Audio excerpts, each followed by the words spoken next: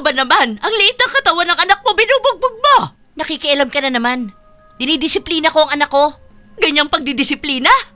O ano bang ginawa ng bata? Ayaw niyang tumigil umiyak eh. Hindi yan makaintindi. Buisit, bakit ba umiiyak ang anak mo? Tinanong mo ba muna? Inala mo, hindi yung nagagalit ka ng ganyan. Aba, natural lang na hindi pa gaanong nakakaintindi to. 4 na taong gulang pa lang to. Ikaw nga na nasa edad na hindi pa makaintindi. Huwag mo nga ako pagsabihan kung paano ko didisiplinahin ang anak ko. Ewan ko sa'yo! Kahit kailan, ang hirap mong kausap! Akala ni Vicky, sa mga kwento niya lang naririnig na hindi magkasundo ang biyanan at ang manugang. Dahil sinabi niya sa sarili niya na kapag nagkaroon siya ng manugang, hindi niya ito aawayin. Ngunit mapaglaro ang tadhana. Sinadya yatang ibigay sa kanya ang manugang na hindi niya kayang tiisin ang pag-uugali. Sa pagitan ng kanilang awayan, ano kaya ang maaaring maging malaking aral para sa magkaaway na magbiyenan?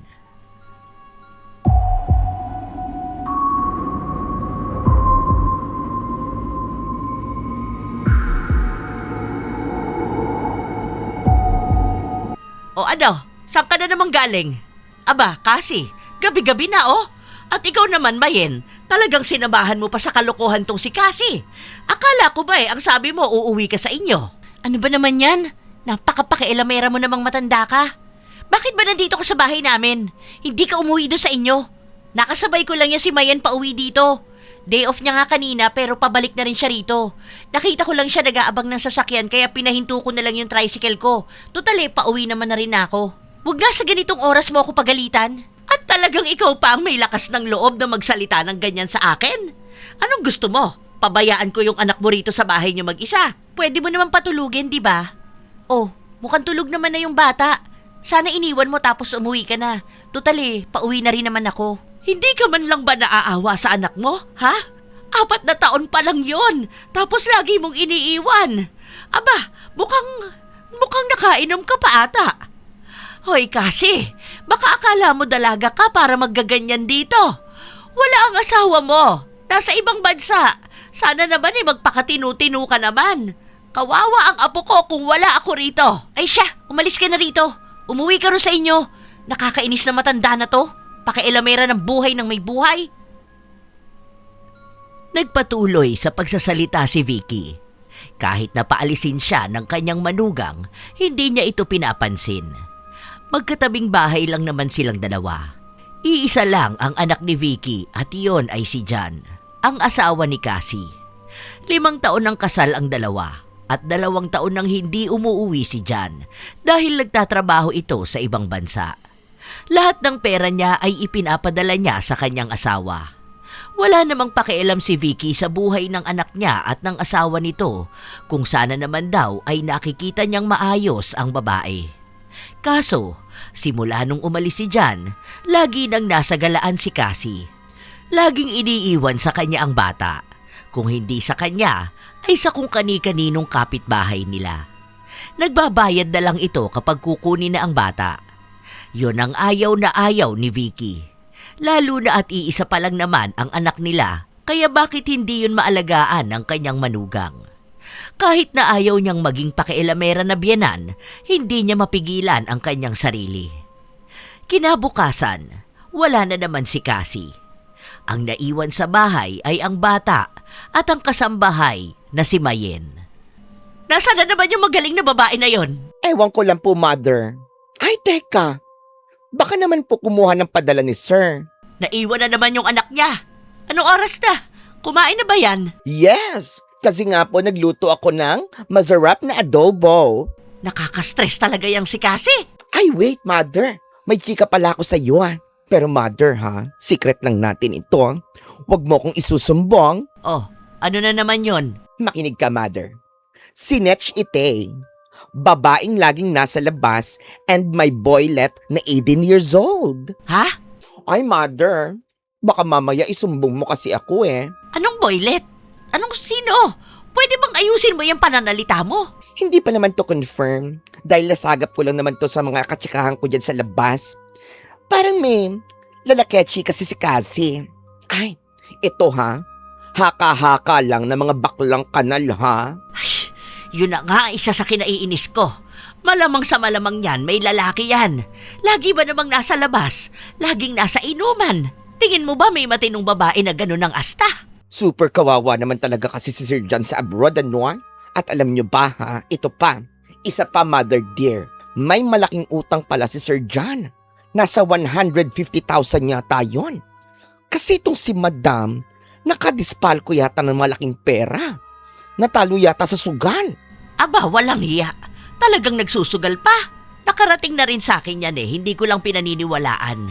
Tinanong ko na kasi si Jan, ang sabi niya lang sa akin, hindi naman daw yun totoo. Ay, yari sa akin yung babae na yan mamaya. Makauwi lang yan, kakalbuhin ko talaga siya. Basta mother dear, wag mo akong isusumbong ha, bahala ka. Kapag nawalan ako ng work, sino na lang mag-i-snitch sa'yo ng mga ganap ni Madam? Nanggagalaiti na sa galit si Vicky. Hindi niya lang ito mailabas agad dahil hindi pa nga umuuwi ang kanyang manugang. Bagong sahod si Jan, ibig sabihin marami na namang hawak na pera si Cassie. Hindi umuwi ang manugang niya at sinabi lang sa kanya na pinaalagaan kay Mayen ang bata. Bibigyan na lang daw ito ng pasobra na sahod. Mother, sleep na tayo. Hindi yun uuwi ngayon, pustahan tayo. Ikaw nga ang tumawag at hindi sumasagot sa akin. Wala yun. Nagsabi na siya sa akin kanina na ako na munang magbantay sa anak niya. Kapal talaga ng mukha ng babae na yon kahit na kailan. Hindi na nahiya. Baka mamaya may chismis pang kumala tungkol sa kanya. Kawawa naman talaga ang anak ko. Ay, alam mo, una pa lang talaga hindi ko na gusto yung babae na yan. Iba na yung pakiramdam ko sa kanya. Kaya nga eh. Baka mamaya mabuntis pa siya, no? Tapos, ipapaako niya kay Sir. Ay, kibarbaridad. Ay, subukan niya lang talaga. Magkakaalaman kaming dalawa. Magiging dragon talaga ako. Dapat lagi mo siyang pagsabihan, mother. O kaya ano na lang. Sabihan mo na lang sa anak mo yung mga ginagawa niyang ganyan para naman makipaghiwalay na si Sir. Ewan ko na lang kung saan talaga pupulutin niyang si Cassie. Kung alam mo lang, gustong gusto ko na yan sabihin sa anak ko. Hinihintay ko nga na makauwi na muna yun eh para makita niya mismo ang ginagawa ng anak niya. Nilulustay ba naman lahat ng pera? Ni wala man lang ipon. Sa kanan lalaki pa kamo. Isa pa yan sa pinanggigigilang ko. Ay, tumataas ang dugo ko. Nahihilo ko sa galit. Kinokontrol na lamang ni Vicky ang kanyang sarili.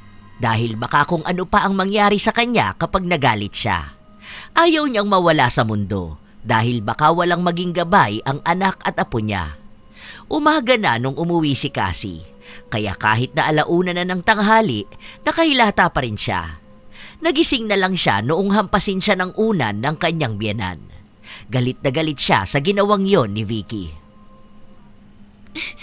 Ano ba naman yan? Ang bastos mo naman! Nakabuka ka pa dyan matulog. Anong oras na nakahilata ka pa riyan? Ayan, uuwi ka kasi ng madaling araw, tapos wala ka ibang gagawin kundi ang humilata dyan. Tapos ano, pagising mo mamaya lalabas ka na naman, iiwan mo na naman ang bata. Bakit ba lagi mo nalang binabantayan ng kilos ko? Lagi mo nalang sinisita kung anong ginagawa ko sa buhay ko. Masyado kang pakialamera. Naiinggit ka lang sa akin dahil nagagawa ko ang gusto ko eh. Abat, kung hindi ka ba naman bastos na babae ka? Paano ba naman kasi hindi ako magiging bastos? Eh, bastos ka rin naman sa akin. Kung gusto mong respetuhin ka, aba, matuto ka rin namang rumespeto. Respeto? Ikaw pa ang may lakas ng loob na sabihin yan sa akin? Matapos na mga pinaggagawa mo? Alam ko na may lalaki ka. Ang kapal ng mukha mo, no? Pera ng anak ko na pinaghirapan niya sa ibang bansa ang ginagamit mo para sa panlalalaki mo at dyan sa luho mo. Ayan, dyan ka magaling. Ang mambintang. Akala mo ba hindi ko alam na nanghihingi ka ng pera kay Jan? Para kesyo ka mo sa gamot mo? Hindi ka magtrabaho? Palamunin ka lang naman ng asawa ko? Parehas lang tayong palamunin. Ako, asawa ko. May anak kami kaya may karapatan akong buhayin ni Jan. Ikaw, nanay ka lang naman niya. Nanay na walang kwenta. Hay, ayan, nakakapagsalita ako ng hindi maganda. Kasi pangit din naman ang lumalabas dyan sa bibig mo. Walang iya ka! Bakit mo ba ako sinampal? Ikaw, kapag pinatulan kitang matanda ka, baka atakihin ka dyan sa puso. Simula ngayon, Hindi ka nalalabas ng bahay. Bantayan mo yung anak mo. Hindi ka na dalaga. May responsibilidad ka para dyan sa bata. Kaya nga hindi ka pinagtatrabaho ng anak ko para matutukan mo yung anak nyo. Kaso, iba naman ang ginagawa mo. Wala kang karapatan na pagbawalan ako ha. Nanay ka lang ng asawa ko. At para sabihin ko sa'yo, lahat ng ginagawa ko, alam to ni John. Huwag mong hintayin na magsumbong ako sa kanya ng mga ginagawa mo sa akin. Pang-aalipos na to. Baka akala mo wala lang to. Huwag kang matapang na biyanan dahil kahit maging bastos na ako, talagang papatulan kita. Hindi ako pinalaki para umatras at matakot basta-basta. Matapang makipag-usap si Cassie dahil alam niyang siya ang kakampihan ng kanyang asawa. Kaya niyang umiyak at magpaawa kay John. Noong araw na yon, hindi na ulit nagpunta si Vicky sa bahay nila at kahit nalapitan ng apo niya, hindi ginagawa ng matanda. Ilang araw ang lumipas, hindi nagpapansinan ang magbiyenan hanggang sa may nabalitaan si Cassie. May nagpapakalat ng bali-balita na kabit niya ang anak ng kapitbahay nila. Iisa lang ang sinisisi niya sa mga nangyayari na yon. Ang kanyang biyenan. Naiinis ako. Nag-deactivate tuloy ako ng FB ko. Told ya, may chika na kabechi mo yang si Junjun. Kabit? Isang beses lang naman may nangyari sa amin, no? Saka lasing naman ako noon, hindi ko alam yung ginagawa ko. Saka, tao ko, no? Normal lang ang magkasala. Saka nila ako sabihan na makasalanan kung sila mismo walang kasalanan. Sino kaya makatingdila nagsabi nun sa iba? Buisit? Alam ko talaga si Vicky yun. Buisit na matanda na yun hindi pa matigok. Hoy, katakot ka naman girl. Biyanan mo pa rin yun, no? Hindi ko yun biyanan. Demonyo yun na nagpapanggap na tao. Akala mo naman nung kabataan niya hindi siya malandi. Huwag niya sabihin na hindi siya nagloko sa asawa niya. 10 years na nasa ibang bansa yun, no? Walang uwian. Ano siya, anghel na hindi nakakaramdam ng init sa katawan? Akala mo naman santo siya. Baka akala niya magiging patron siya ng mga loyal. Ang gigil niya dyan, Alam mo naman, di ba, na loyal ako sa iyo, no? Sasabihin ko na nga tong alam ko. Basta, wag mong sasabihin na ako ang nagsabi sa iyo, ha? Pero bigyan mo ako ng bonus, ha? Kasi iba tong sasabihin ko, Alam mo naman na tagalinis ako dito sa mansyon mo, no? At loyal servant mo pa. Oh, ano ba yun? Nagtatanong-tanong kasi yung biyenan mo kung paano ba yung, ano ba yun? Yung kapag maghihiwalay daw. Hindi yung divorce Pero parang ganon. Pero dito sa Pilipinas. Annulment ba? Ayan! So yun na nga. Si mother, nag-ask sa mga marites dyan kung paano ba yun. Kasi gusto niya na kapag umuwi si Sir John, maghihiwalay na kayong dalawa. As in, hiwalay talaga. As in, separated. Alam ko naman na ganun yung gusto niya mangyari noon pa Ramdam ko na yun. Paano? Kasi ang gusto niya sa kanya lang mapupunta lahat ng pera ni John. Naiinggit yan sa akin kasi nasa akin yung pera. Tapos ako yung laging nakakagawa ng mga gusto niyang gawin. Umaasa kasi yun na si John ang bubuhay sa kanya Retirement plan niya nga yang si John. Kaya ayaw niya sa akin. Mas gusto niya, hiwalay sa asawa yung anak niya. Tapos kawawa yung anak naman namin kasi mawawala ng tatay. Kukunin nga raw sa'yo yung bata Ang kapal naman ng mukha niya. Magkakasubukan talaga kaming dalawa Naggigigil talaga ako. Gusto ko na nga yan siya ipatumbay. Ang tanda na niya, ang tagal-tagal mamatay. Hay! Nakakaloka nga nung narinig ko yon. Ako naman hindi ako makakaapilan, no? Isa lang naman akong baklang tagalinis ng mansyon. Isang baklang chimiaa. At kayo ang magbiyenan. Kaya hindi kami magkasundo niyan kahit noon pa. Bumukod lang yan ng bahay pero pakailamera pa rin. Huwag niyang sabihin na kanya tong bahay at lupa na to. Bigay na niya to sa anak niya. Nakapangalan na kaya to kay John. Tapos naalala ko pa noon, bagong panganak ako, inaalagaan niya ako kunwari Tapos hihingi lang pala ng pera sa asawa ko. Kunwari, para daw sa akin at sa apo niya. Inaalagaan naman daw niya yung apo niya Aba, natural obligasyon niya yun dahil apo niya yung anak namin ni John. Gusto niya bang magkaroon ng award na huwaran na ina? Na lola? Iba talaga ang ugali ng mga matatanda, no? Madalas sila yung mga entitled, tapos mga judgmental pa. Maka-Diyos ko, no? Pero masasama naman ang ugali. Ganun na ganun ang biyanan ko. Nagulat ata siya Akala niya katulad ako ng mga manugang na sobrang bait at magpapaapi. Asa siya, no? Hindi ako martir. Ay, Hayaan mo na. Lilipas din naman yung issue tungkol sa akin. Gagawa na naman ng bagong chismis yung biyenan ko. Ilang araw pa ang lumipas, laging umaalis si Cassie. Nagpupunta siya madalas sa mga inuman, lalo na kapag inaaya siya ng kanyang mga kaibigan. Isang gabi, wala siya sa bahay nila at wala rin si Mayen. Umalis siya matapos na makatulog ng bata. Gabing-gabi na noon, narinig na lang ni Vicky na may umiiyak na bata sa loob ng bahay ni Cassie. Binabaliwala niya yon dahil akala niya naroon ang kanyang manugang at hinihintay lang siyang pumunta ron para sa bata. Pero hindi tumitigil ang bata sa pag-iyak hanggang sa may kumatok sa pinto niya. Isa sa mga kapitbahay nila. Sinabi na walang tao kina Cassie dahil nasa inuman si Cassie habang si Mayen naman ay nakita nilang umalis din. Doon ay dali-daling nagpunta ang matanda para patahanin ang kanyang apo. Tama nga na mag-isa lang ito sa loob ng bahay. Kawawa ang bata dahil kahit na nakapikit na ito at patulog na, humihikbi pa rin na halatang galing sa sobrang pag-iyak. Ay, ang irresponsable naman talaga ng nanay mo. Ano ba naman yan? Nagpapakasasa sa alak. Buti sana kung walang anak at gustong magliwaliw sa buhay. Kaso may anak eh. Teka nga, saan ba yun nagpunta? Sinubukan ni Vicky na hanapin kung nasaan ang kanyang manugang. Mabuti na lang at may isang tambay na alam kung nasaan ito.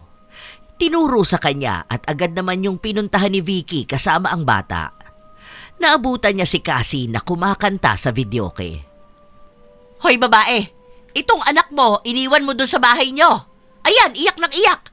Ikaw kanta ka ng kanta dyan. Ang pangit naman ng boses mo, kasing pangit ng ugali mo. Ano ba yan? Gabi na nilabas mo pa yan. Baka mamaya lagnatin yan. Aba, talagang magkakasakit ang anak mo dahil sa pinaggagawa mo. Iniwan mo sa bahay ninyo eh. Paano kung mapano yan doon, ha? Nasaan ba si Mayen? Aba, malay ko. Iuwi mo yung anak mo. Antok na yan. Nakakahiya ka naman. Pupunta ka rito para lang ipahiya ko ng ganyan. Siguro kinuha mo yung anak ko kahit na natutulog na para lang ipakita sa mga tao na kunwari, ako yung masama. Apo mo yan. Mano sana na kung umiiyak man yan, ikaw na muna ang nag-alaga. Yan na nga lang ang pakinabang sa'yo eh. Hindi ka pa maasahan. Hoy, para sabihin ko sa'yo, tapos na ako mag-alaga sa asawa mo noong bata pa siya. Gawain ng nanay na alagaan ang anak niya. Napalaki ko na ang anak ko nang walang tulong ng kahit na sino. Kahit pa ng biyanan ko. Kung gusto mong gumala at magpakalango sa alak, isama mo yung anak mo. At sino bang mas nakakahiya sa ating dalawa? Hindi ba ikaw? Oo na, sige na. Baka mamaya magsumbong ka na naman kay Jan. Baka magpaawa ka pa kasi hihingi ka lang ng pera. Makauwi na nga. Si Cassie pa ang naging mas matapang. Pinagmumura niya rin ang biyenan niya kahit pa naririnig ng ibang tao. Kilala kasi si Vicky sa lugar nila bilang masungit o istrikta, kaya ang akala ng iba ay ganon siya sa kanyang manugang. Ang sabi nga sa kanya ng iba, kung mabait naman daw siya sa manugang niya, hindi naman daw ito magiging masama sa kanya. Hindi na lang pinaglalaban ni Vicky ang kanyang sarili. Kinabukasan, nagising si Vicky noong may kumakatok na naman sa pinto ng bahay niya. Mother! Mother Earth! OMG, Mother! Oh, ano na naman ba yun? Ano problema mo? Help me, Mother! Help me!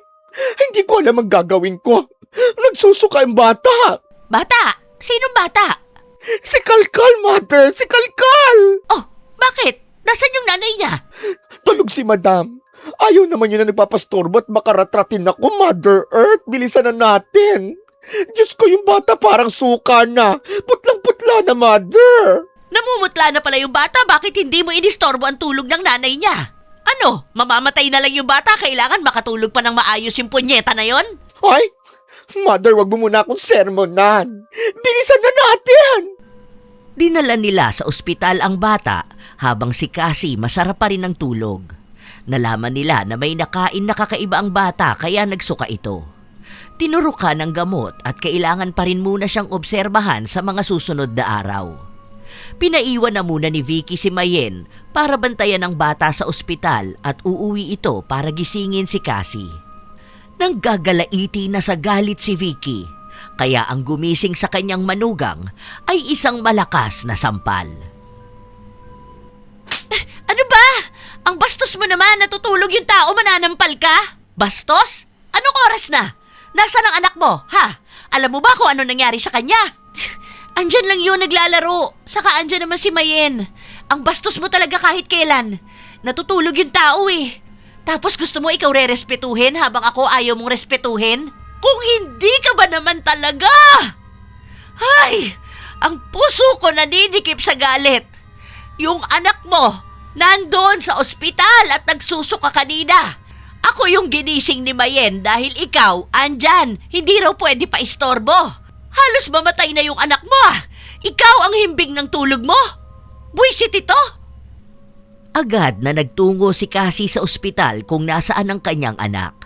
Matapos nun ay tinawagan niya ang kanyang asawa. Umiiyak siya. Sinusumbong niya ang kanyang biyenan at ang problema niya rin sa kalagayan ng kanilang anak. Siya na ang lumalabas na biktima at nagiging masama na naman si Vicky. Ilang beses na yung nangyari at kahit na ipagtanggol ni Vicky ang kanyang sarili, bulag na ang kanyang anak sa pagmamahal sa kanyang asawa. Naiintindihan naman yon ng ginang dahil kilala niya ang anak niya. Pagdating sa asawa nito, kahit na malabo, paniniwalaan pa rin. Nung kinagabihan ay nakauwi na sila, kaya nung gabi rin na yon, hindi muna umalis si Cassie. Kinabukasan, may mga usap-usapan na naman na naririnig si Vicky. Baon daw sa utang si Cassie dahil sa kasusugal nito. Higit kalahating milyon ang utang niya. Kasama na yung mga utang nilang mag-asawa nung umalis si John. Hindi pa nababayaran ng mga yon. Isinantabi na lang ni Vicky ang mga naririnig niya dahil baka magtalo na naman silang dalawa ng kanyang manugang. Nag-aalala rin siya sa kalagayan ng bata, kaya pinuntahan niya ang kanyang apo, dala ang mga prutas na pinamili niya. Ano na namang ginagawa mo rito? Huwag mo nga ipakain sa anak ko yan, baka mamaya sumama na naman ang tiyan yan. Masasama ang tiyan ng bata. Pinapakain mo niyan. Ano ba yan? Candy na walang pangalan sa mga chicherya. Sinabi na nga na bawal yung mga mahirap matunaw. Hindi ka talaga nakakaintindi. Itatapon ko yung mga dala mo kapag hindi ka umalis dito. Naiinis pa naman ako sa'yo. Nakakagalit ka na ng sobra at sa akin ka pa nagalit. Ano tong nababalitaan ko na ang laki ng utang nyo? Kung ano-ano na namang nababalitaan mo kasi chismosa ka. Talaga ba? Ay bakit naman masasabi yun ng iba kung hindi naman totoo? Totoo man yun o hindi, wala ka nang pakialam doon. Napag-usapan na namin yun ni John at kami na ang bahala doon. Huwag kang umasta dyan na akala mo naman matutulungan mo kami. Pag-aalaga nga lang sa apo mo, isinusumbat mo na. Hindi ka ba marunong makipag-usap ng maayos? Hindi yung ganyan na ikaw pa yung mas galit. Bakit? Kapag ikaw naman ang kinakausap ko na maayos, hindi mo naman ako pinapakinggan, di ba? Tama lang sa'yo yung ganitong trato. Ganito ka rin naman sa akin eh. Hindi ako ganyan. May mga sinasabi ako sa'yo na mga hindi mo dapat ginagawa. Pagdidisiplina rin yun sa'yo. Hindi porkit ganun ka lumaki, pwede mo na yan dalhin dito. Disiplina ba tawag sa ganito? Samantalang ginajudge mo ako palagi. Akala mo sobrang banal mong tao? Saka matanda na ako, hindi mo rin ako anak. Kung anong ginagawa ko, buhay ko na yon. Hindi ka nakasali doon, ha? Nakita mo na? Walang sense ang mga sinasabi mo. Hindi ka lang kamo nakakaintindi. Umalis ka na nga rito. Huwag kang papasok sa bahay namin, ha? Pinagtabuyan talaga ni Cassie ang kanyang biyenan. Kahit na ang gusto lang naman sana nito ay masigurado na nasa maayos na kalagayan ng bata. Ilang araw lang ulit ang lumipas. Lagi na namang umaalis si Cassie. Hanggang sa isang araw, may dapat siyang puntahan. Bak, sama ka? Saan naman yan, madam? May pera ba dyan? Oo, bibigyan kita. Samahan mo lang ako. Hindi kasi ako marunong mag-commute. Punta tayo Makati. May imimit lang ako. Dating kaibigan. Ay, sus! Dating friend ba talaga yan? Siyang tunay ba, madam? Ex ko yun. Pero kaibigan ko na siya ngayon. Wala lang yun, no? Umuwi kasi ng Pilipinas eh. Tapos mga kaklase namin nun gusto magkita-kita. Wala akong alam sa pagko-commute eh. Tara na. Bayaran ko na lang araw mo tapos OT pa. Well, hindi nga. Pero sige. G ako dyan. Wait lang ha. Ay teka. Paano pala si Kalkal? Paalaga natin kay Ate Malu. Magkano lang yun? Isang araw lang naman. Ay, Natatakot naman ako na baka naman awayin ako ng mother-in-law mo, no? Hayaan mo yun, wala naman yun magagawa. Sungal-ngaling ko pa yun eh. Grabe siya. Ang brutal naman nun. Sungal-ngalin talaga. Basta hayaan mo siya, puro lang naman daldal yun. Kapag ako dinaldala nun, dadaldalan ko rin siya. Hindi yun mananalo sa akin ah. Basta sama ka na, akong bahala sa'yo.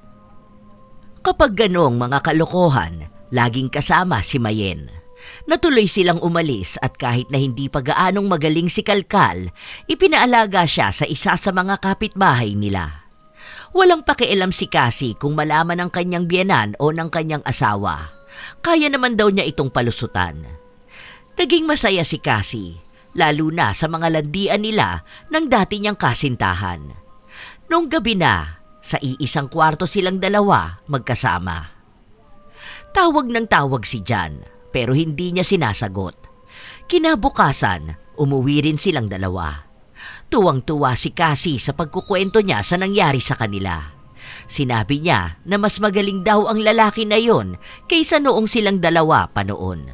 Sinabi niya rin na sayang daw dahil ikakasal na yung lalaki na yon at siya naman ay may asawa na. Kung ano-anong pinagkukwento niya kay Mayen dahil alam niyang mapagkakatiwalaan niya ito. Basta may maibibigay siyang pera. Nung nakauwi na sila, saka naman nagpakita si Vicky. Saan ka na naman naglakwatsa ha?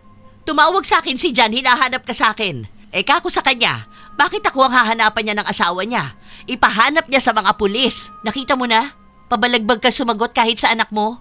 Ganyan ba yung naghahanap ng galang? Aba malay ko kung nasaan kanlungan ka. Iniwan mo pa ang anak mo.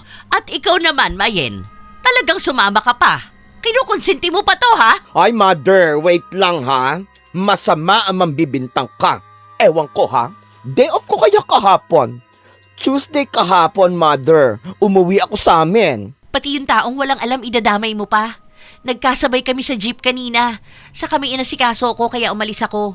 Kumuha ko ng passport ko at nagtatanong din ako para kay Kalkal. Sinabi ni Jan na kukunin niya kami. Ayan, hindi ka kasi muna nagtatanong. Bakit hindi alam ni Jan? Alam niya yan. Tawagan mo pa siya ngayon. Sinabi ko na sa kanya yan, hindi lang ako nakasagot sa tawag niya dahil nalobat ako. Ang haba kaya ng pila sa sasakyan kagabi. May dahilan ka naman pala kaya umalis ka eh. Bakit sa iba mo pa pinaalaga ang apo ko? Malamang hindi ka naman maaasahan, di ba? Ano bang alam mo? Hanapan lang ako ng mali. Magalit sa akin? Magsalita ng masama?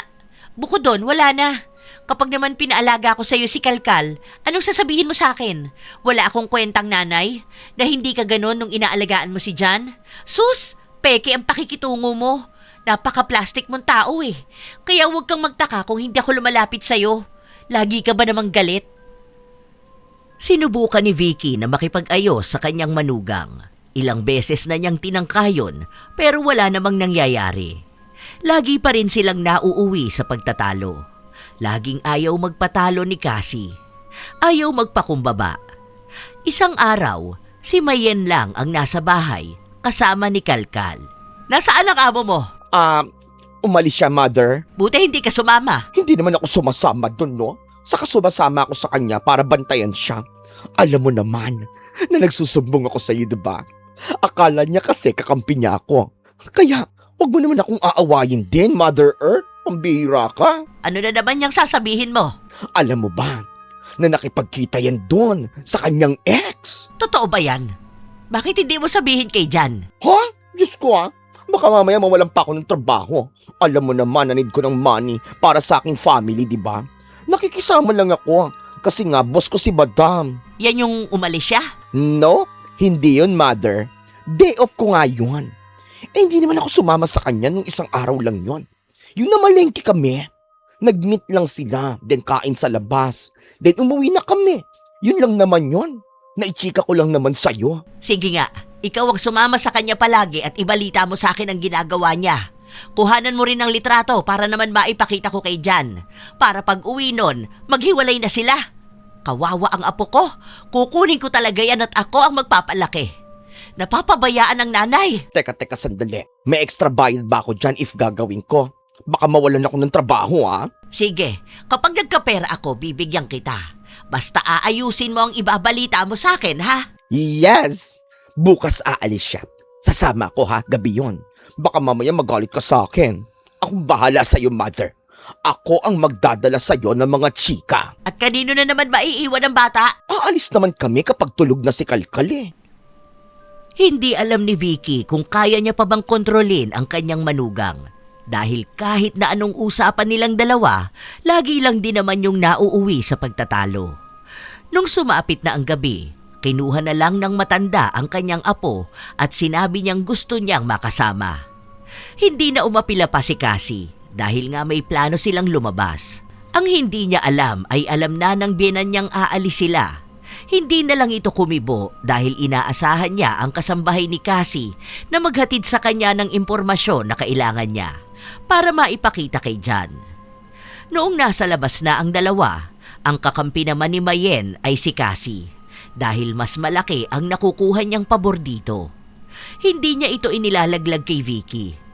Sumama lang talaga siya para makapagliwaliw ng libre at may dagdag na sahod pa. Kinabukasan, agad na tinanong ni Vicky ang kasambahay kung ano ang natuklasan niya. Ay, Diyos ko, day, wala nga akong maalala, Mother Earth. Sobra talaga ang pagkalasing ko nun. Wala naman kaming ibang kasama nun, kundi yung mga friends lang din ni Cassie. Tapos, kakol niya nun si John. Magka-video call sila nun. Baka naman pinagtatakpan mo lang yung si Cassie. Maya-maya lang ay dumating si Cassie. Masama ang timpla ng mukha nito. Ano na naman yun? Bakit nandito ka na naman? Sana iniwan mo na lang si Kalkal kung ihahatid mo lang naman. Alam ko na kung anong ginagawa mo rito. Naghahanap ka lang ng impormasyon, di ba? Naghahanap ka lang ng pwede mong magamit laban sa akin. Ayan, kaya hindi tayo nagkakasundo dahil sa ganyan. Wait lang. Out na muna, mi. Mamamalengke lang ako. Magluluto kasi ako ng patola mamaya. Babush! Oh, ikaw, ano pang ginagawa mo rito? Umalis ka na rin. Mag-usap nga tayong dalawa. Yung maayos. Paano? Alam ko naman na pagbibintangan mo na naman ako. Ano ba talagang pinagagagawa mo? Hindi ba talaga pwede na magbago ka naman na at maging responsableng asawa at anak? Yan na naman tayo sa ganitong usapan. Ikaw lang naman ang hindi natutuwa sa akin eh. Kahit na ano na lang ang gawin ko, lagi mo na lang nakikitaan ng mali. Dahil may mali naman talaga. Ikaw, nakikita mo ba ang sarili mong pagkakamali, ha? Alam ko na una pa lang ayaw mo na sa akin. Kahit na nung kasal na kami ni John, lagi mo na lang akong hinahanapan ng mali. Pati pagpapalaki ko sa anak ko, gusto mong solohin. Ang sabihin mo, kaya ayaw mo sa akin kasi gusto mo sa'yo lang yung pera ng anak mo. Tapos gusto mo pang ilayo sa akin ang anak ko. Huwag naman ganon. Iniiba mo na naman ang usapan natin. Ang layo ng sinasabi mo sa hinihiling ko. Huwag ka na magpaka-plastic. Ang gusto ko lang naman, maging maayos ka sa anak mo. Yung siya ang intindihin mo. Yung siya ang unahin mo. At hindi ang panay mo inom ng alak. Panay mo barkada. Hindi yung wala kang ibang ginawa kundi lumabas. Hindi na nga nakapag-enroll yung bata dahil lagi kang tulog. Hindi ko pala mapa-enroll yung bata bakit hindi mo inalalayan? Malamang naghihintay ka kasi ng pera para kumilos ka. Wala akong binibigay kaya wala kang paki sa anak ko. Kapag pinakialaman ko naman magagalit ka rin. Ay, ewan ko sa'yo. Walang patutunguhan tong usapan na to. Huwag ka na makialam sa buhay ko. Umalis ka na lang sa harapan ko. Hanggang kailan ka ba magiging ganito? Hindi ka na dalaga. May sarili kang responsibilidad sa buhay. Hindi ka ba talaga nakakaintindi? Di ba ang sabi ko, umalis ka na? Ano, kakalad ka rin pa ba kita palabas? Napailing na lamang si Vicky noong nag-amba na sa kanya ang kanyang manugang. Tama nga na kahit anong gawin niyang pagpapakumbaba, hindi pa rin yun uubra kay Cassie. Hindi niya na matiis ang mga nangyayari, lalo na kapag laging mukhang kawawa ang apo niya. Ang problema lang, kahit naman anong pakikipagbati niya kay Cassie, nakikitaan lang siyang peke. Laging sinasabi na tungkol yun sa pera. Ilang araw pa ang lumipas, laging umuuwing lasing na lasing si Cassie. Lagi siyang laman ng inuman, mapaumaga man o gabi. Isang beses pa, tulog na tulog si Cassie galing sa inuman, narinig niya ang anak niyang umiiyak. Kalkal! Ano? Hindi ka ba titigil dyan? Patuloy pa rin sa pag-iyak ang bata. Tumitili pa ito, kaya bumangon si Cassie at hinila ang anak. Wala si Mayen dahil may binili ito sa palengke. Hindi ka ba talaga titigil, bata ka? Alam mo ba nakakainis yung bibig mo? Isa! Hindi talaga? Teka, nasan ba yung pamalo ko? Umiiyak ka ng walang dahilan, ha? Sige, eto, bibigyan kita ng dahilan. Buisit na bata ka! Binugbog ni Cassie ang anak niya. Hinampas niya ng pamalo sa kahit saang parte ng katawan nito. Iyak ng iyak si Kalkal. Hindi na yun matiis ni Vicky, kaya umawat na siya. Pumasok siya sa loob ng bahay para kunin ang apo niya. Ano ka ba naman? Ang liit ng katawan ng anak mo, binubugbog mo! Nakikialam ka na naman. Dinidisiplina ko ang anak ko. Ganyang pagdidisiplina? Ano bang ginawa ng bata? Ayaw niyang tumigil umiyak eh. Hindi yan makaintindi. Buisit, bakit ba umiiyak ang anak mo? Tinanong mo ba muna? Inala mo? Hindi yung nagagalit ka ng ganyan. Aba, natural lang na hindi pa gaanong nakakaintindi to. 4 na taong gulang pa lang to eh. Ikaw nga na nasa edad na hindi pa makaintindi. Huwag mo nga akong pagsabihan kung paano ko didisiplinahin ang anak ko. Ewan ko sa'yo. Kahit kailan, ang hirap mong kausap. Kukunin sana ni Vicky ang kanyang apo, pero pinigilan siya ni Cassie. Nagsigawan sila na narinig ng mga kapitbahay nila. Talagang nagmumura si Cassie at pinapamukha na ayaw niya sa kanyang biyenan. Na masama itong tao, na mukhang pera, at sinabi niya na ang lahat ng klase ng masasakit at masasamang salita. Hindi na rin napigilan ni Vicky ang sarili niya, kaya nagsalita na rin siya ng hindi magaganda laban sa kanyang manugang. Natigilan na lang sila nang dumating si Mayen at inawat sila. Kusang umalis si Vicky habang si Kalkal ay iyak pa rin ng iyak. Hindi ka ba talaga titigil, bata ka? Isa pa talaga iuuntog ko na yung ulo mo. Ay! Over naman sa galit yan, madam. Ano ba nangyayari? Grabe ka. Nakakaloka naman kayo. Bumili lang ako ng pusit sa palengke. Ganito na kagad ang naaabutan ko. Buisit kasing matanda na yun eh. Pinapakailaman na naman ako. Tapos sasabihin niya na ayaw niya ng gulo. Sana kung gusto niya maging maayos kami, pabayaan niya ako, di ba? Mali ba ako? Hindi ka naman mali, madam. Alam mo, tama naman ang pinaglalaban mo eh. Aba ang may mali dyan yung biyenan mo. Nakaka-imbyerno na naman talaga yung ganun, ano? Lagi nalang pinangihimasukan ng buhay mo. Diyos ko, day. Yun na nga. Bakit ba hindi niya maintindihan na mali yung ginagawa niya? Tapos papalabasin na naman niya na ako yung mali. O anong mangyayari? Kakampihan siya ng mga taong walang alam sa nangyayari. Sa kanya maaawa dahil siya yung mas matanda. Hindi dapat ganun. Dapat alam niya rin kung hanggang saan lang siya. Biyenan lang naman siya eh. Yung mga magulang ko nga hindi naman nakikialam. Kaya nga, ewan ko ba dyan sa mother-in-law mo, madam? Kakaiba din kasi ang tabas ng dila eh. Masakit magsalita, grabe. Ewan ko ba kung ganun lahat ng matatanda? Bakit kaya laging pakialamera mga biyenan, no? Ano ba muna kasing pinagtalunan yung dalawa? Sige nga, sabihin mo sa akin, Mayen, kung mali ako. Umiiyak tong si Kalkal. Tulog ako tapos pinapatahimik ko. Ayaw tumigil kaya pinalo ko. Ngayon, sumugod yung biyenan ko na akala mo naman pinapatay ko na yung anak ko. Pagdidisiplina ko yun sa bata. Gusto niya gawin ko yung pamamaraan niya. Iba-iba naman ang mga nanay sa pagdidisiplina sa anak. Mali ba yun? No, madam. Hindi yun mali. Ang may mali dyan ay yung pangingialam ng biyenan mo.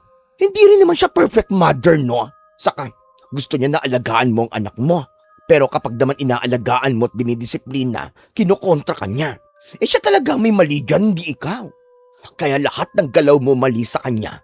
Kasi nga, ayaw niya sa'yo. Wait ka sa kanya. Di ba nakakainis? Pakulam ko yan eh. Agad na nagsumbong si Cassie sa asawa niya. Pinalabas niyang mali si Vicky at sa inaasahan niya, siya ang kinampihan ni John. Inaway ni John ang kanyang ina at hindi na niya ito kinausap pa matapos nun. 1 linggo ang lumipas, hindi pa rin kinakausap ni John ang ina. Tanging ang asawa niya lang at sinasabi niya rito na wag na lang papuntahin sa bahay nila si Vicky. Isang araw, bumili ng lutong ulam si Vicky. Hoy, Vicky! Ikaw na ba yan? Moseyas, umuwi ka na pala dito. Nung isang araw pa. Oh, kumusta ka naman? Tagal na nating hindi nagkikita. Ano na pala pinagkakaabalahan mo ngayon? Nanggagamot ka pa rin ba? Oo. Pero ngayon, yung bunso ko nang gumagamot. Mas magaling sa akin yun, albularyo. Pinapatigil na rin nila ako kasi, alam mo naman, tumatanda na. Sa henerasyon ngayon, pagaling na ng pagaling ang mga mangkukulam. Kaya nga eh. Diyan ka ngayon sa bahay ng anak mo? Oo. Buti nga okay doon sa manugang ko. Mabait naman. Buti ka pa. Hay, ako, stress sa manugang ko. Iisa lang nga lang. Hayaan mo na nga, wag na lang nating pag-usapan. Sandali. Okay ka lang ba? Kasi parang may kakaiba sa'yo. Gusto mo bang tawasin kita? Ano ka ba? Okay naman ako, stress lang nitong mga nakaraang araw. Pumayat lang ako, kaya laylay na itong mga balat ko. Pero wala naman akong ibang nararamdaman. Ilang araw pa ang lumipas, hindi pa rin pinapansin ng manugang niya si Vicky. Ayaw na rin ipakita sa kanya maging ang apo niya, pero lagi naman itong pinapabayaan ng nanay.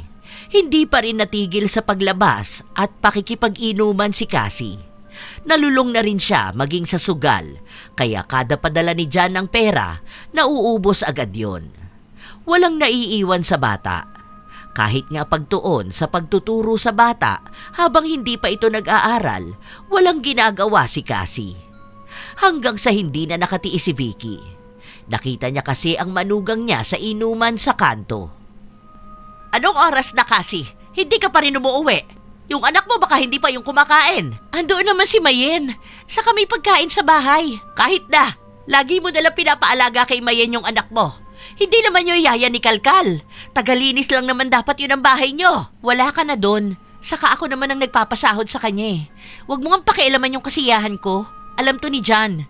Palibhasa, hindi ka lang kinakausap ng anak mo kaya ganyan ka na naman sa akin. Paulit-ulit ka nalang pinagsasabihan. Huwag mo nga akong pakialaman sinabi. Bakit kasi buhay ka pang buwisit ka? Aba, bastos ka talaga!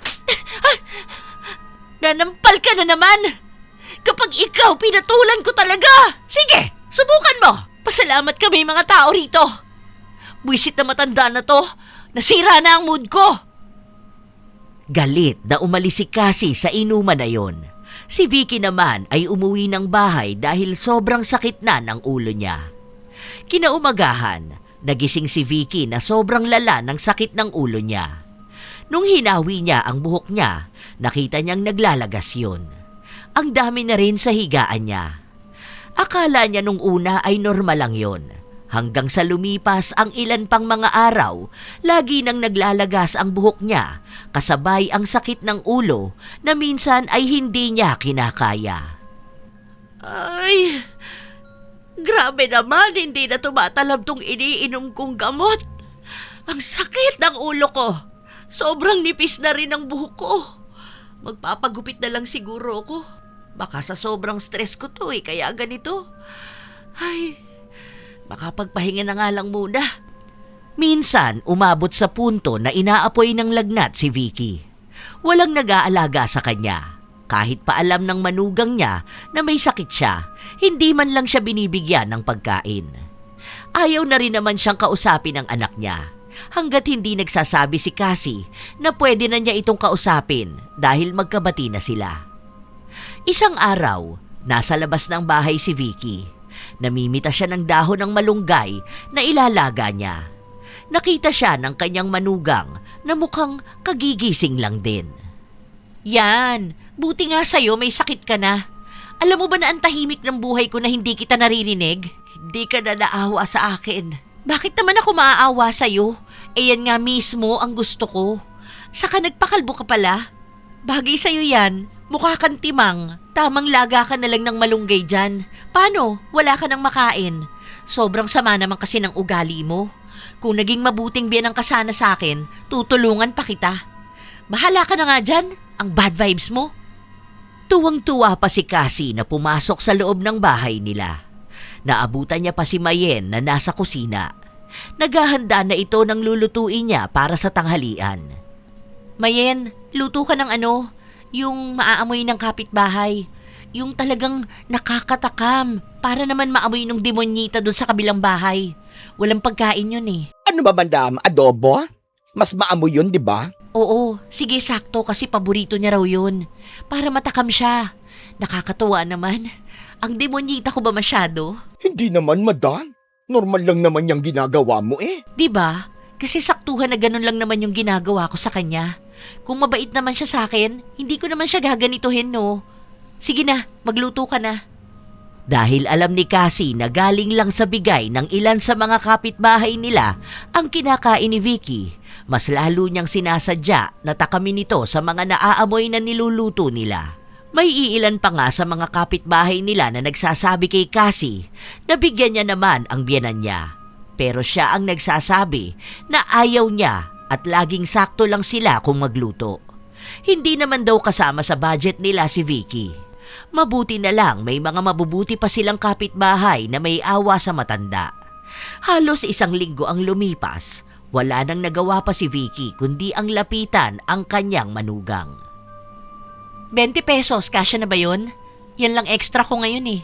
Paano naman ako makakabili niya ng gamot ko?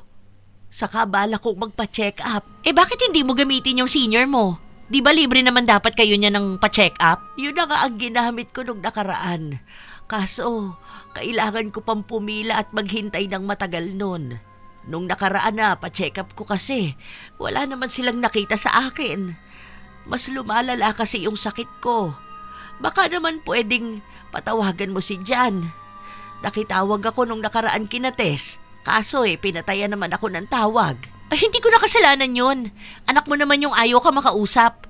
Ngayon lalapit-lapit ka kung kailan wala ka ng ibang maaasahan. Kung naging mabuting biyanan ka lang sana sa akin. Wala akong maitutulong sa'yo. Kung hindi mo tatanggapin tong 20, wag na. Balita ko, lagi kang nanlilibre sa inuman. Nagwawaldas ka ng pera. Tapos ayaw mo akong tulungan. Nakita mo na? Naghahanap ka na naman ng masisilip sa akin. Wala ka na doon kung saan ko ginagastos ang pera na bigay sa akin ng asawa ko, ha? Malamang gagastusin ko yun kung saan ako masaya. Hindi kita obligasyon, no? Kung ano mang nangyayari sa'yo, hindi ako ang may dahilan kaya ganyan. Baka nakakarma ka na niyan. Hindi man lang nakitaan ng awa si Cassie. Kung ano-ano pang masasakit na salita ang sinabi niya sa kanyang biyenan. Hirap na hirap si Vicky na umuwi sa bahay nila. Malaki kasi ang ibinagsak ng katawan niya simula nung nagkasakit siya. Isang sakit na hindi maipaliwanag ng mga doktor. Basta kusa na lang naglagas ang buhok niya. Nakalbo siya. Madalas tuwing madaling araw ay nagigising siya. Palagi ring hindi maayos ang tulog niya dahil sa mga masasamang panaginip na gabi-gabing dumadalaw sa kanya. Tila ba nawalan na ng pag-asa si Vicky na magiging maayos pa siya.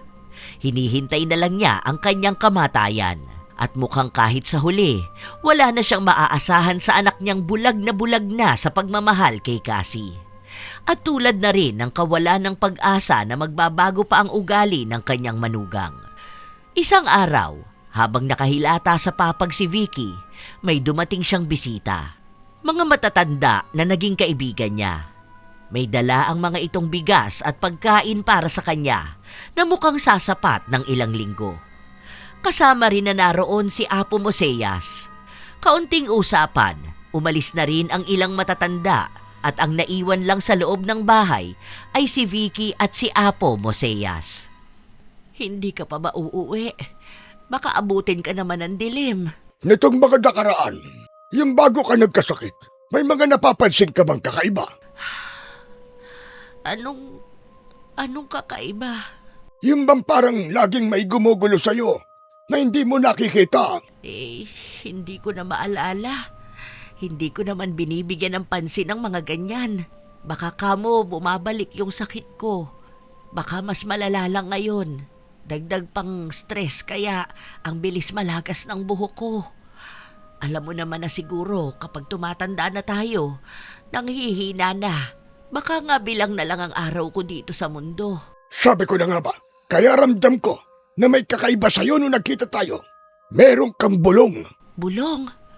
Anong bulong? Pamamaraan yun ng kulam. Mukhang kandilang itim ang ginamit sa'yo. Mukhang magaling din ang dumali sa'yo.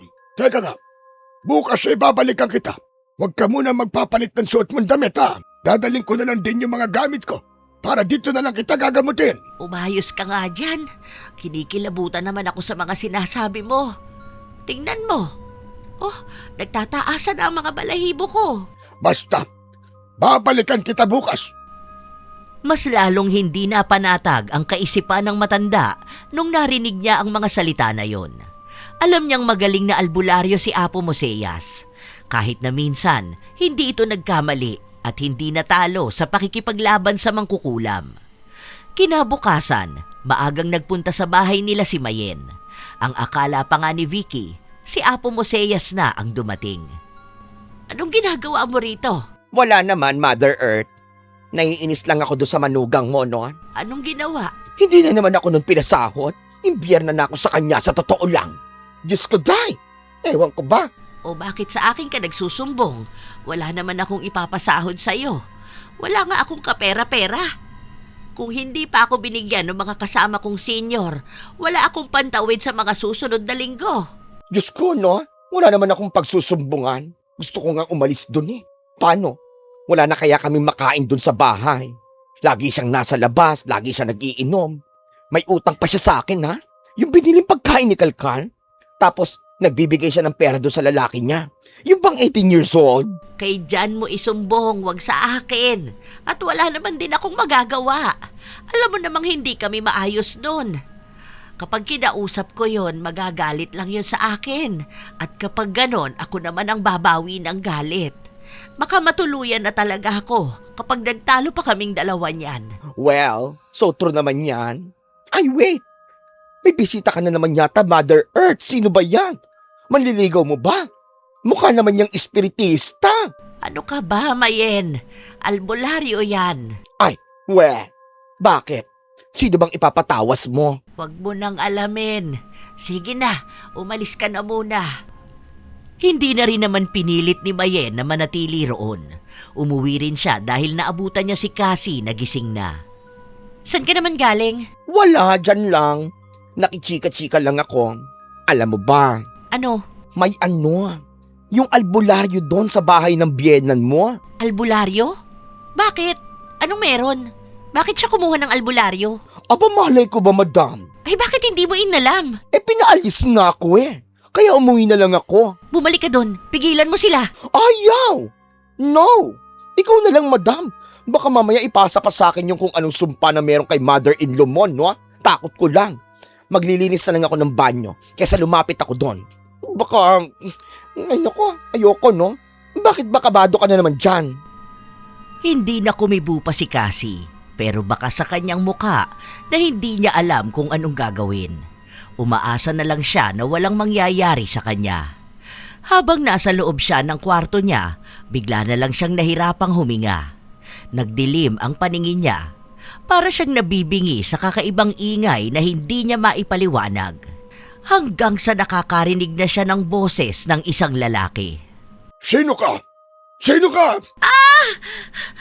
Anong ginagawa mo sa akin? Ang sakit! Bakit mo ginawa ito? Bakit ka lumapit sa itim na kapangyarihan? Akala mo ba hindi ko malalaman ang ginawa mo? Alam mo bang galit ako sa mga kagaya mong lumalapit sa demonyo? Hindi ko alam kung anong ginagawa mo. Ano ba? Tigilan mo ako! Ang sakit! Hindi kita titigilan hanggat hindi mo inaamin kung anong ginawa mo. Kilala kita at kaya kong ibalik sa'yo ng doble ang ginawa mo. Kaya uulitin ko ang tanong, bakit mo to ginawa? Bakit ka lumapit sa itim na kapangyarihan? Siyang may kasalanan sa akin. Aray ko! Tama na! Anong kasalanan niya sa'yo? Masama siyang tao. Malaki ang kasalanan niya sa akin. Bumabawi lang. Tama na! Ayoko na! Sakit na! Patuloy na sumisigaw si Cassie at dinig yon sa kabilang bahay kung saan naroon ang kanyang biyenan. Doon pa lang, alam na ni Apo Moseyas kung sino ang kausap niya. Si Mayen naman, hindi na alam ang gagawin niya dahil sa paghiyaw ni Cassie at pagsasalita niyang mag-isa. Tumagal din ng ilang minuto ang pakikipag-usap ni Cassie sa albularyo, pero hindi niya inaamin ang pagkakamali niya at sinabi niyang hindi siya nagsisisi. Matapos nun, nawala ang tinig ng albularyo pero hindi nawawala ang sakit ng ulo ni Cassie. Para yung binibiyak, kaya pinainom siya ng gamot ni Mayen. Maya-maya lang din ay may kumakatok na sa pinto nila. Pagbukas ni Mayen, ang kanyang biyenan yun. Nanghihina pa rin at kasama ang isang lalaki. Paalisin mo sila. Pumasok na sila, madam. Masama ang pakiramdam ko. Paalisin mo sila o tatawag ako ng pulis. Si Mayen na lang ang nakiusap sa dalawa na umalis na para hindi na magkaroon pa ng malalang gulo. Hindi naman na nagpumilit ang dalawa at sinabi ni Vicky na siya na lang ang kakausap sa manugang niya sa susunod. Pahuhupain niya lang daw muna ang nangyari at magpapalakas lang din muna siya. Kinabukasan, masama pa rin ang pakiramdam ni Cassie. Siya naman ang halos mamatay sa sakit ng ulo at hindi gumagana kahit na anong gamot na inumin niya. Nagsisimula na ring maglagas ang buhok niya at ang tanging sinisisi niya kaya ganon ang nararamdaman niya ay ang kanyang biyenan. Mayen, bili ka nga ng gamot. Bilisan mo lang at ang sakit talaga ng ulo ko. Isarado mo rin yung pinto Ayoko may ibang taong makakapasok sa bahay ko. Lalo na yung buwisit na matanda niyon. Madam, bakit parang kayo naman ang nagkapalit ng sakit ng mother-in-law mo? Inuutusan lang kita. Bilisan mo. Napangiwi na lang si Mayen. Pero nung nakalabas na siya ng bahay, hindi siya agad nagpunta ng butika para bumili ng gamot. Nakipagchismisan muna siya sa mga kapitbahay nila na naghahanap din ng balita. Ay true ba? Ay, kaya pala nagpunta yung albularyo doon sa bahay ni madam. Kaya siguro, ganun ang nararamdaman niya, no? Bumalik lang sa kanya yung pinagawa niya sa biyenan niya. Sos, tama lang yun sa kanya. Kasi naman ako nga, hindi niya pinapasahod ngayon, ano? Tapos, panay pa ang utos sa akin. Aalis na nga ako dun Bahala na talaga siya sa buhay niya. Kukunin ko na talaga ang sahod ko. Tapos, baon din yun sa utang. Ay, sinabi mo pa, malande at mayabang siya. Kung wala naman yung pera, hindi ko naman siya pagtitiisan, ano? Ang hindi alam ni Mayen, nasa likuran niya lang pala si Vicky. Nung nakita yon ng mga kachismisan niya, agad na umalis ang mga yon. Ay, Mother Earth! Narinig mo ba ang mga hanas ko? Alam mo pala yung ginawa sa akin ni Cassie? Ay, hindi Wala akong alam sa mga ganyan-ganyan, Mother Earth. Ngayon ko nga lang nalaman sa kanila sa mga chismis nila sa akin. Hindi nga ako naniniwala sa mga kulam-kulam na yan, ano? Wala akong ginagawang masama. Hindi rin naman sinabi sa akin ni Madam na gagawin niya yung ganyan sa'yo. Saka, hayaan mo na, Mother. Nakakarma naman na siya. Buti nga sa kanya, no? Alam mo, Mother, naawa nga ako sa'yo Huwag ka nang magpanggap dyan, Mayen. Huwag kang umasa na tayo ang magkakampi. Alam ko naman na lumalapit ka lang sa akin at nagbabalita noon dahil kumukuha ka ng impormasyon na ichichismis mo rin sa ibang tao. Gaya nung nakaraan, ikaw yung nagpakalat na may kabit si Cassie, tapos ako ang pinagbibintangan niya. Tapos alam mo na yung ginagawa niya, pinagtatakpan mo pa siya. Pinag-aaway mo rin kaming dalawa. Ay, hindi wala akong alam dyan, Mother. Bad yan nagbibintang ka ng ganyan. Ay naku, makaalis na nga, may bibilan pa ako. Don't worry, Mother. Aalis na ako dyan. Magre-resign na talaga ako. Kasi, wala rin din naman akong sahod na nakukuha, no? Saka uuwi na naman na si Sir John. Kayo na lang ang mag-usap. Hindi na ako magtotok. Babush! Wala dapat ibang makakaalam na uuwi si John, pero kusa na itong sinabi ni Mayen. Ang balak niya, aalis na siya bago pa umuwi si John dahil baka maipit lang siya kapag nag-usap-usap lang sila. Alam niya kasi na hindi na naman titigil si Vicky na ilabas ang nalalaman niya at baka siya na naman ang ituro at pilitin na umamin ng mga nalalaman niya.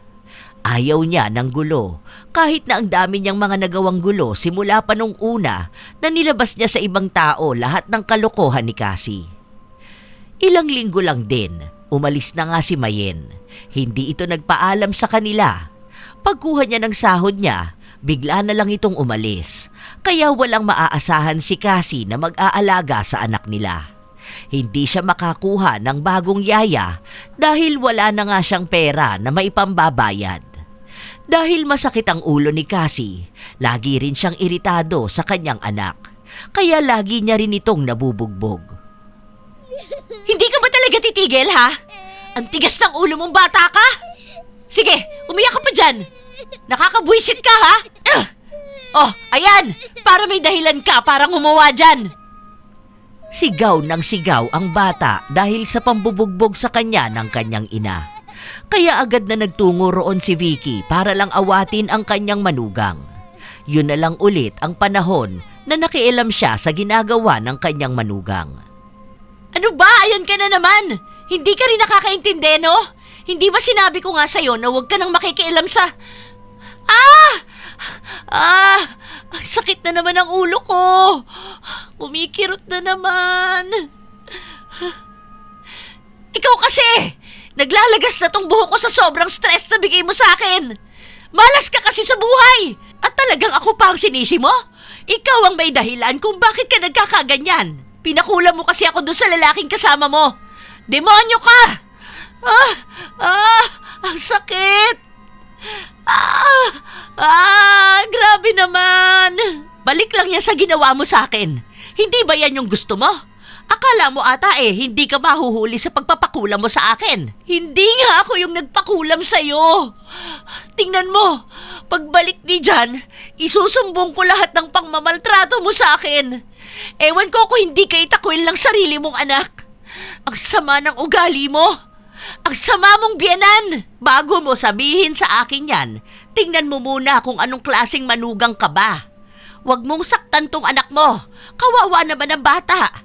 Hindi mo na nga inaalagaan ng maayos. Binubugbog mo pa. Naaawa ka pala di kunin mo. Buwisit din yung bata na yan. Ginalit mo na naman ako. Ayan, umaatake na naman tong kakaibang sakit ng ulo ko. Ay, nakakainis naman talaga. Hindi na napigilan ni Cassie na mapaluhod dahil sa sobrang sakit ng ulo niya. Hindi niya akalain na magiging ganun yon kagrabe. Ramdam ni Vicky ang sakit na yon dahil minsan na rin niyang pinagtiisan ang ganong sakit. Naaawa siya sa kanyang manugang dahil kahit pasabihin na hindi sila magkasundong dalawa, hindi naman siya ganun kasamang tao para maging masaya na makitang may nasasaktan. Siya na muna ang nag-alaga sa kanyang apo habang hindi pa nakakauwi si Jan. Isang gabi, nabalitaan niyang wala si Cassie sa bahay nito. Hindi ito nagpapahinga, kundi nasa labas at nakikisaya sa ibang mga barkada niya. Kahit na may sakit na ito, hindi pa rin natitigil sa pagharot at pag-iinom. Sawa na si Vicky sa paulit-ulit na ganon at alam niya na kahit nasawayin niya ang manugang, hindi pa rin siya nito papansinin. Hanggang sa umuwi na si Jan, kinuha sa kanya ang bata nang hindi man lang siya kinakausap. Paano ay nagsumbong pala si Cassie na may sakit siya at hindi man lang siya inaalagaan ng kanyang biyenan. Madalas pa nga raw na awayin siya. Hindi man lang inalam ni Jan ang kwento ng kanyang ina. Mas pinaniwalaan na nito ang kanyang asawa. Isang hapon, nagpunta si Vicky sa bahay ng kanyang anak. Nak, pwede ba tayong mag-usap? Ayaw ka ngang kausap ni Jan. Ano ba pinagpipilitan mo? Nagbabait-baitan ka na naman dahil lang sa nandito siya. Para kunwari, ikaw ang ape. Pero ikaw naman tong nagpakulam sa akin. Ayoko na sanang linisin ang pangalan ko. Dahil kahit naman anong sabihin ko hindi nyo naman ako pakikinggan. Yun naman pala Alam mo naman pala. Kaya wag mo na kaming guluhin, utang na loob naman. Pero ipaglalaban kung hindi ako ang dahilan kung bakit ka nagkakaganyan. Grabe ang sakit. Jan.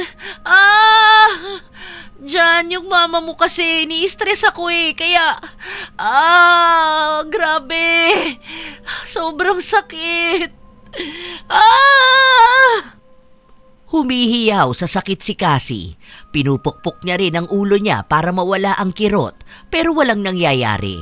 Itinakbo siya sa ospital kung saan siya tinurukan ng kung ano-anong gamot hanggang sa wala pa ring talab. Pasakit ng pasakit. Sinisisi na nila si Vicky sa nangyayari kaya medyo nakokonsensya na ang matanda. Sa kanya galing ang sakit. Siya ang unang pinakulam. Nung binalik niya ang kulam sa gumawa sa kanya noon, siya pa rin ang lumabas na masama. Kaya pinuntahan ni Vicky ang kaibigan niyang albularyo. pwede mo pa bang alisin yung balik-kulam kay Cassie? Hindi na kaya. Balik na sa kanya yon. Hindi na yun mababawi. Ang sabi ko naman sa'yo wag mo nang ibalik. Hindi ako nagbalik nun sa kanya. Kusa niya yung natamasa nang lumapit siya sa mangkukulam. Nasa usapan na nila yon. Dapat nga sa mangkukulam ang balik nun. Pero pumayag yung manugang mong sa kanya ang balik. Kasi naniniwala siyang hindi mo malalaman yung ginawa niya. Dahil nga sa matanda ka na, akala niya kapag namatay ka, matatakasan niya na yung mali niya. Pero hindi ganun yon. Kaya kung anong nangyayari sa kanya ngayon, paniningil na yon. Hindi ikaw ang may kasalanan nun.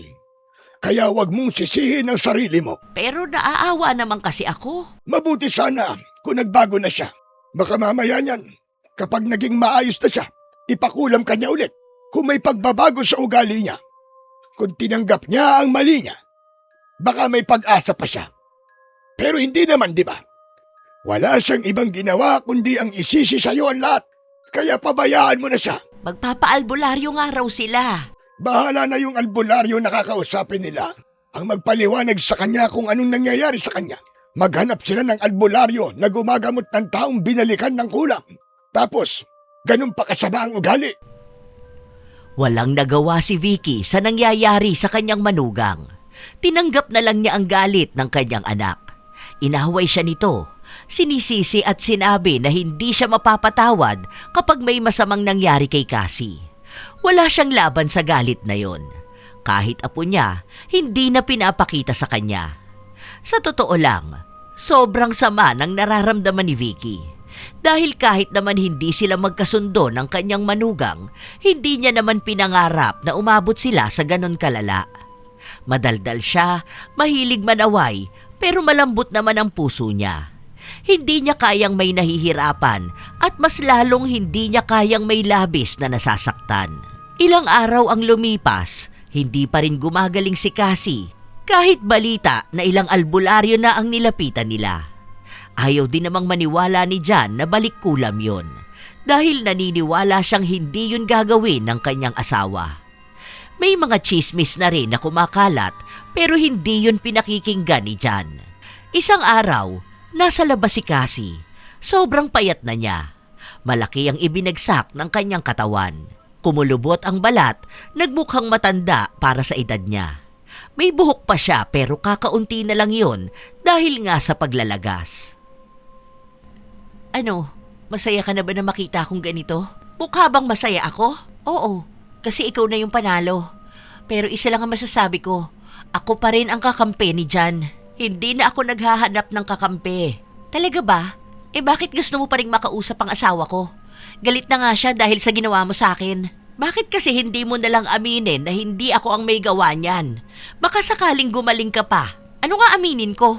Wala nga akong ginagawang masama. Ang demonyo rito ay walang iba kundi ikaw. Hindi pa ba yung ginagawa mo? Kung paano mo ako kausapin? Tama ba yan? Yan ba ang mabuti para sa'yo? Hindi ka na sana nahihirapan kung una pa lang nakinig ka na sa akin. Hindi kita nanay kaya bakit kita papakinggan? Saka, alam ko naman ang gusto mo Yung maghiwalay na kami ni John para lahat ng pera sa'yo na lang. Yun naman talaga yon, di ba? Umpisa pa lang.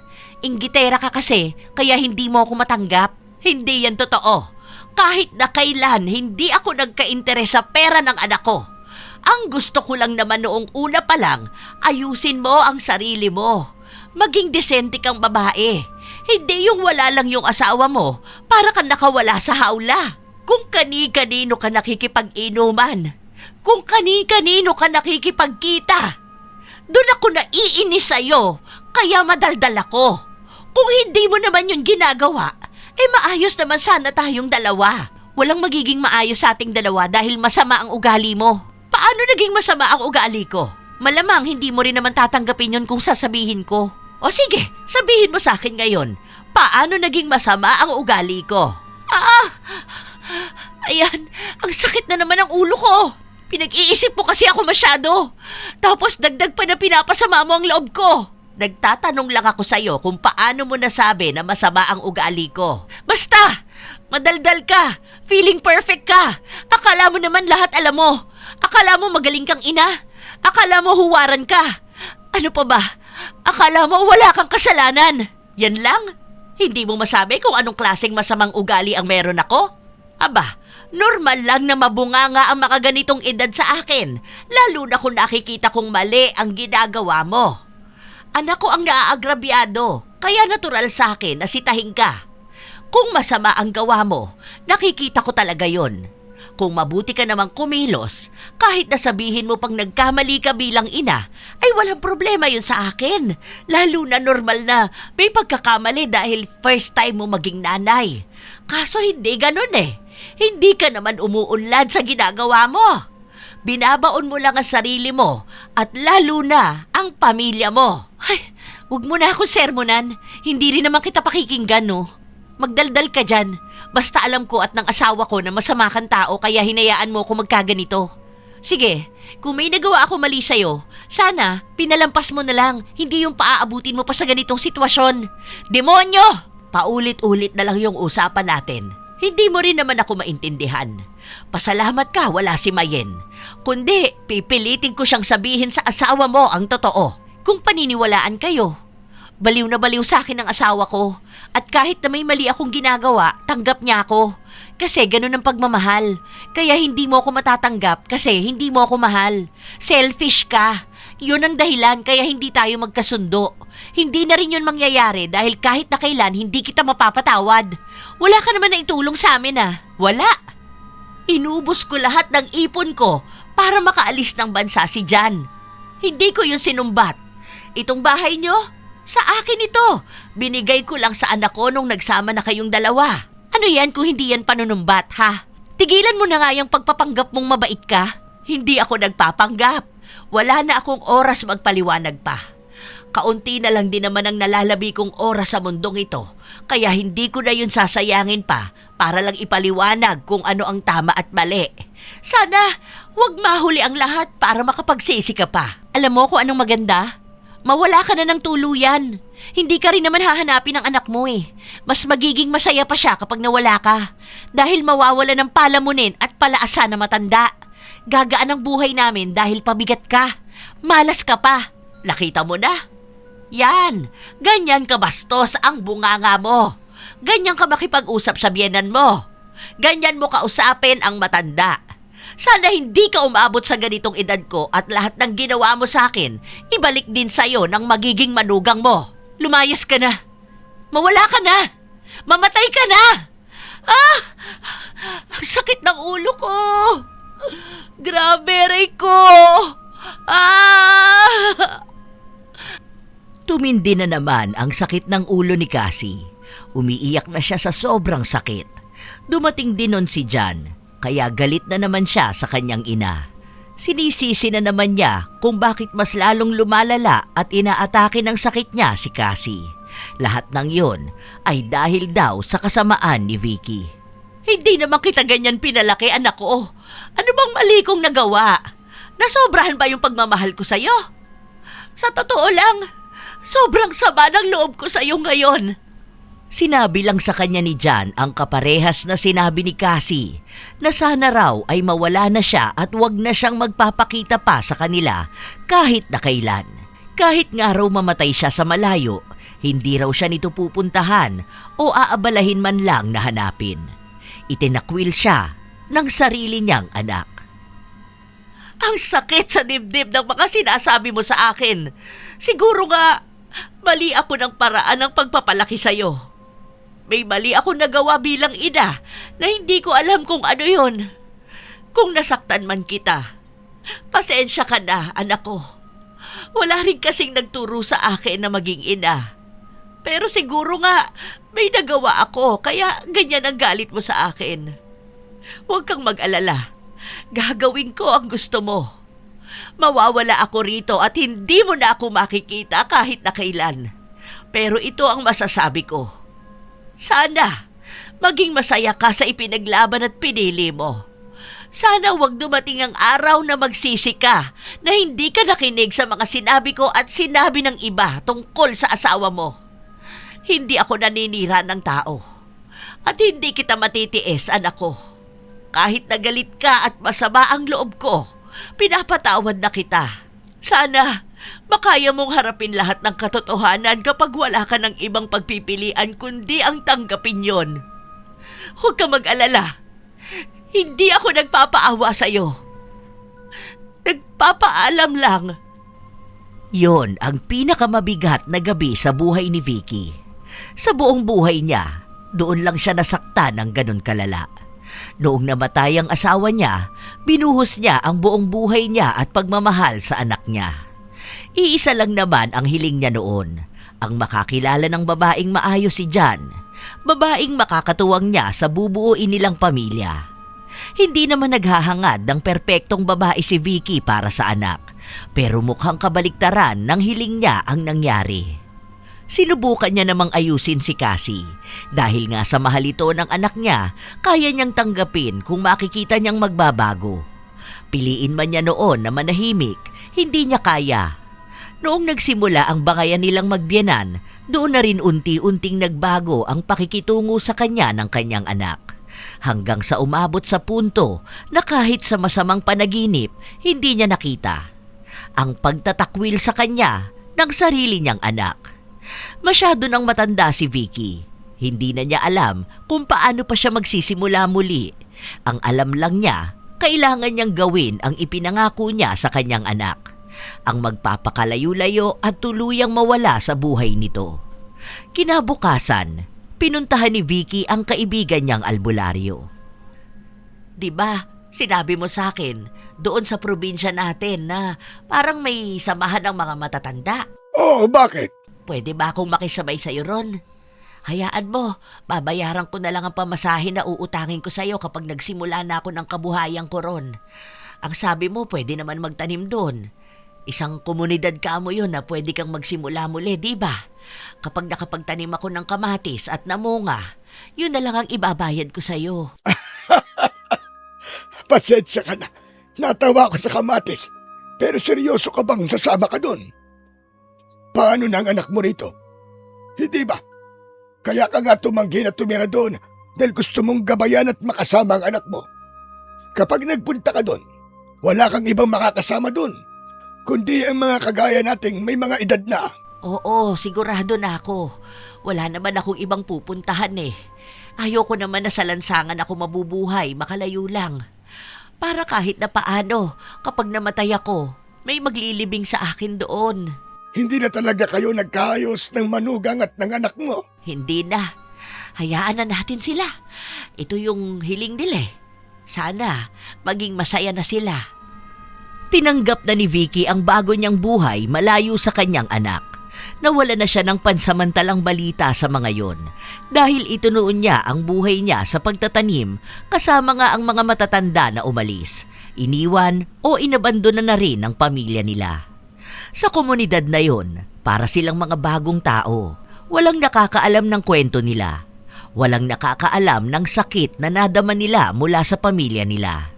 2 taon ang inabot bago nakakuha ng panibagong balita si Vicky sa kanyang anak. Umuwi nga ako doon. Tapos yun nga ang nabalitaan ko. Hindi nga raw anak ni John. Yung pangalawa nilang anak. Kasi, tisoy, tapos iba yung tangos ng ilong. Ang laki ng utang nila ngayon. Ibinenta nila yung bahay na bigay mo. Nangungupahan sila sa maliit na bahay. At sikip nga. Tapos ayun, may sakit pa rin yung si Cassie. Ano ba yun? Yung ba ang pangalan niya? Tapos ang nalaman ko pang balita, parang hindi pa rin tumitigil yung manugang mo sa pag-iinom. Kahit na ganun na ang buhay nila. At yun ang nangyayari sa kanila. Kawawa naman ang apo ko. Isa pa yun. Sakitin nga raw yung apo mo ngayon. Tapos lagi pang binubugbog ng nanay niya. Sinumbong na raw yun sa pulis eh. Kaso'y wala naman nangyayari. Ang sakit sa puso malaman na ganyan na ang nangyari. Ang ganda ng pangarap ko para sa anak ko noon. Baka yan na yung paunti-unting paniningil ng karma sa kanila. Sabay silang nagbabayad. Nadamay lang yung mga bata. Ganun talaga yun. Kasi, tinakwil ba naman ng anak ang ina? Alam mo naman na kampi ang langit sa mabuting ina. Kaya galit ang karma sa ganung klase ng anak. Siguro ngayon palang unti-unting pinagsisisihan ng anak mo ang pinili niya. Pero hindi na siya makawala. Hindi naman na maibabalik ang panahon kahit pa magsisi siya. Sa ngayon, Kailangan na lang nilang harapin ang buhay na pinili nila. Kaya ikaw, yung natitirang buhay mo, piliin mo naman ang sarili mong kapayapaan. Hindi na nawala sa isip ni Vicky ang kinahinatnan ng kanyang anak. Pinili ni John ang asawa niya sa kabila ng mga mali nitong ginawa. Kaya ngayon na bumabawi na sa kanila ang langit, hindi na niya ito pwedeng iwan. Magsasama sila sa hirap at lupit ng karma. Katulad ng kung paano nila sinabing hindi sila mapaghihiwalay ng kahit anong maling kwento ng iba. Ang kinaaawaan ni Vicky ay ang kanyang apo, na kung maaari nga lang daw ay gusto niyang makuha para siya na lang ang mag-aalaga. Sa ngayon, malayo pa rin si Vicky at namumuhay sa mas payapang komunidad kasama ang mga matatanda. Wala na ulit siyang nakuhang balita tungkol sa buhay ng kanyang anak. Ang huli niyang balita rito ay labis na raw nagsisisi si John pero hindi raw nito alam kung paano pa siya hihingi ng tawad. At gaya nga ng sinabi ni Vicky, hindi siya magtatanim ng galit sa kanyang anak. Napatawad na niya ito, ngunit may mga bagay at hiling na hindi na muli pang mababawi. Minsan talaga, mali ang nagiging interpretasyon sa mga biyenan na madaldal o mapanita. Ngunit iisa lang naman sana ang nais na ipahiwatig nito, na maging maayos lang ang lahat. Tandaan na lang na hindi lahat ng paghihigpit ay bunga lang ng galit. Minsan, paraan ito para may matutunan sa buhay. Huwag maging matigas ang puso sa pag-unawa. Dahil sa mga ganitong sitwasyon, madalas ang hindi pagkakaintindihan ng magbiyenan ay hindi dahil sa kawalan ng pagmamahal, kundi dahil sa magkaibang pananaw na parehong ayaw magpatalo. Pero sa totoo lang, maraming relasyon ang nasisira hindi dahil sa malaking problema, kundi dahil sa maliliit na hindi naaayos sa tamang pag-uusap. Kaya mas mabuti nang matutong makinig habang maaga pa. Magpakumbaba bago lumala ang lahat at piliin ang pag-unawa kaysa baluktot na paniniwala. Dahil ang pamilya, kapag nasira, hindi na laging kayang buuin muli sa parehong anyo. Tandaan na ang bawat hindi pagkakaintindihan ay naaayos sa pag-unawa, respeto at bukas na komunikasyon. Bago pa maging huli ang lahat, lalo na sa mga magkaaway na magbiyenan. Kayo ba mga apo, naranasan nyo na ba ang hindi pagkakasundo na ganito sa inyong biyenan o manugang? Paano nyo nareresolba ang ganitong problema? Maaari nyo yang ibahagi sa amin at naway may natutunan kayong aral sa kwentong ito. Sa bahaging ito ay babasahin ko ang mga komento na pumukaw sa aking atensyon. Sabi ni Annaliza Alpas, share ko din, ganyan ang amoy ng dati kong katrabaho kahit na maligo pa, ang baho pa rin. Yung bata na alaga niya, nahawahan ng amoy, nakatira daw sa dump site ng Payatas. Doon daw dati ang bahay niya. Grabe talaga ang baho, kahit na maligo pa siya, hindi nawawala ang amoy. Ano kaya ang tawag sa amoy na hindi nawawala kahit maligo pa? Sabi naman ni Pureza Tagiwalo, "Hi po Lola Telang, ang ganda po ng story. Ang lola at lolo ko noon tuwing Martes at Biyernes hindi naliligo kasi ayaw nila magkasakit dahil may pamahiin noon pero araw-araw nagpapalit naman ng damit. Pasaway talaga si Lola sa kwento." Sabi naman ni Elizabeth Dungka, "Lola Telang, hello po. Madalang lang po sa mga senior ang ganyang amoy.